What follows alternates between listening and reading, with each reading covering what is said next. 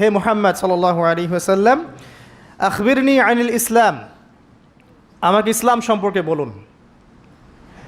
নবী সাল্লাল্লাহু আলাইহি ওয়াসাল্লাম বলছেন, আল ইসলাম, ইসলাম হচ্ছে আন তাশহাদা আল্লা ইলাহা ইল্লাল্লাহ, তুমি সাক্ষ্য দিবে যে আল্লাহ ছাড়া কোনো ইলাহ নেই, ওয়া আন্না মুহাম্মাদান রাসূলুল্লাহ, মুহাম্মদ সাল্লাল্লাহু আলাইহি ওয়াসাল্লাম আল্লাহর রাসূল। কোনো বর্ণনায় এসেছে আল্লাহর বান্দা এবং রাসূল। তারপরে ওয়া আন তুকিমাস সালাহ, এবং তুমি সালাত কায়েম করবে, ওয়া আন তুতিয়াজ যাকাত, এবং যাকাত প্রদান করবে, ওয়া তাসুমা রমাদান, রমাদান মাসে সওম পালন করবে, ওয়া তাহুজ্জাল বাইত ইন ইসতাতা'তা ইলাইহি সাবিলা, যদি সামর্থ্য হয় তাহলে আল্লাহর পথে হজ করবে। এই পাঁচটা হচ্ছে ইসলামের পিলার। আল্লাহ পাক সূরা আল ইমরানে বলেছেন না, ইন্না দ্বীনা ইনদাল্লাহিল ইসলাম, আল্লাহর কাছে একমাত্র জীবন ব্যবস্থা গ্রহণীয় সেটা কি? ইসলাম। কবরে গেলে প্রশ্ন হবে মা দীনুক, দীনিয়াল ইসলাম। তো মাল ইসলাম, ইসলাম কি? এইটা হচ্ছে ইসলাম, ইসলামের সংজ্ঞা।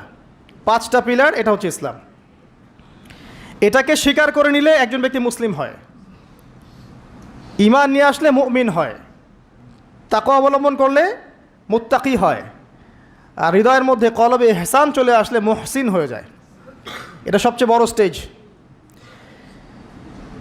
তো এবার এই ব্যক্তি বলছেন সাদাত, আপনি সত্য বলেছেন। তো উমর রাদিয়াল্লাহু আনহু বলছেন ফাআজিবনা লাহু, আমরা অবাক হয়ে গেলাম। ইয়াসআলুহু ওয়া ইউসাদ্দিকুহু, এই ব্যক্তি নিজেই প্রশ্ন করলো, নিজে আবার সত্যায়ন করলো। এটা কি হয় কখনো? কেউ যখন জানতে আসে কিছু টিচারের কাছে, সে কি সত্যায়ন করতে পারবে আপনার কথা ঠিক আছে এটা বলতে পারবে? তার মানে সে আগে থেকে উত্তর জানতো।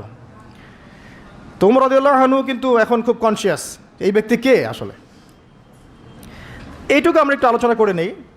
নবী সাল্লাল্লাহু আলাইহি ওয়াসাল্লাম এখানে বলেছেন ইসলাম মানে হচ্ছে সাক্ষ্য দেয়া লা ইলাহা ইল্লাল্লাহ এবং মুহাম্মাদুর রাসূলুল্লাহ। এই তো এর মানে হচ্ছে, খুব সংক্ষিপ্ত আকারে বলছি, খুতবায় অনেক বড় বলার সময় থাকে না।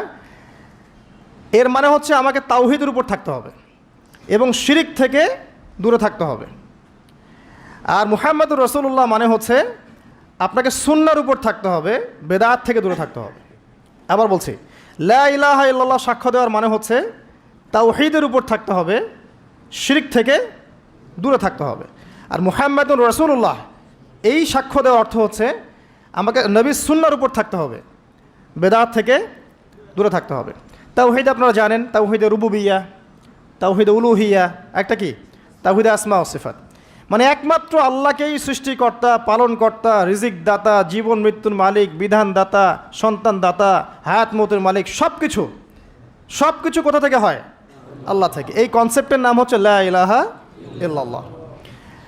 আর যদি কেউ আল্লাহর সাথে শিরক করে, মানে কেউ মনে করে আল্লাহ ছাড়া কোনো সৃষ্টিকর্তা আছেন, বা আল্লাহ নাই, বা আল্লাহ আছেন আরও কেউ আছে, অথবা কেউ যদি আল্লাহ ছাড়া অন্য কারোর জন্য সেজদা করে, অন্য কারো কাছে দোয়া করে, অন্য কারো কাছে সন্তান চায়, অন্য কোথাও নজর করে, অন্য কোথাও মানত করে, আল্লাহ ছাড়া অন্য কারো নামে কসম করে, ঠিক আছে, তাকদীরকে অস্বীকার করে, দুনিয়ার জন্যে দিনের জ্ঞান অর্জন করে, ঠিক আছে, তারপর আল্লাহ ছাড়া অন্য কারো কাছে সন্তান চায়, এরকম অনেক বিষয় আছে। এই কাজগুলোতে কেউ যদি লিপ্ত হয় তাহলে সে কি করবে? শিরক করবে। তো এই হলো সংক্ষিপ্ত আকারে বললাম আপনার তাওহীদ এর উপর থাকতে হবে, লা ইলাহা ইল্লাল্লাহ, তখন শিরক করা যাবে না। তাওহীদে থাকলে জান্নাত, আর শিরকে থাকলে বিনা হিসাবে জাহান্নাম। কারণ নবী আল্লাহ রাব্বুল আলামিন সূরা নিসার মধ্যে বলেছেন, ইন্নাল্লাহা লা ইয়াগফিরু আন ইউশরাকা বিহি, আল্লাহ পাক শিরক করার গুনাহ মাফ করেন না, ওয়া ইয়াগফিরু মা দুনা যালিকা লিমান ইয়াশা, এছাড়া অন্য যে কোনো গুনাহ আল্লাহ পাক যাকে ইচ্ছা মাফ করে দিবেন। কিন্তু শিরক করার পরে বিনা তওবায় যদি মারা যায়, এই গুনাহ মাফ হবে না। এই জন্য শিরক থেকে সর্বোচ্চ সতর্ক থাকতে হবে। আরেকটা বিষয় কি, মুহাম্মাদুর রাসূলুল্লাহ। যখন মুহাম্মাদুর রাসূলুল্লাহ বলেছি, তার মানে আমার নিজের ইচ্ছায় ইসলামের মধ্যে কোনো আমল করার ইখতিয়ার নাই। আমি চাইলেই নামাজ পড়তে পারবো না, চাইলেই রোজা রাখতে পারবো না, চাইলেই হজ করতে পারবো না, যাকাত দিতে পারবো না, আমি কিছুই করতে পারবো না ইসলামের মধ্যে। যেটাই করব সেটা রাসূল সাল্লাল্লাহু আলাইহি ওয়াসাল্লাম, সাহাবায়ে কেরাম তাদের থেকে প্রমাণিত থাকতে হবে। মানে আমি এই জুমার নামাজ 3 রাকাত পড়তে পারবো না, পারবো? যদি বলি নামাজ তো খুব ভালো কাজ, 2-এর জায়গায় 3 পড়লে সমস্যা কি? নামাজ বাতিল হয়ে যাবে। কারণ নবী সাল্লাল্লাহু আলাইহি ওয়াসাল্লাম 2 রাকাত পড়েছেন, আপনাকে 2 রাকাতই পড়তে হবে। আবার যদি বলি 1 রাকাত পড়বো, হবে? মুহাম্মদুর রাসূলুল্লাহ মানে প্রতিটা আমল নবী সাল্লাল্লাহু আলাইহি ওয়াসাল্লাম যেভাবে করেছেন সেইভাবে করা।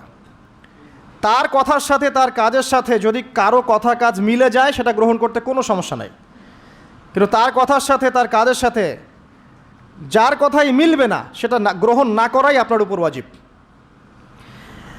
এক কথায় আমাদের ইবাদত বন্দেগী করার, দিনের পথে চলার একমাত্র আদর্শ মানদণ্ডকে মুহাম্মদ সাল্লাল্লাহু আলাইহি ওয়াসাল্লাম, এটাই হচ্ছে মুহাম্মদুর রাসূলুল্লাহ।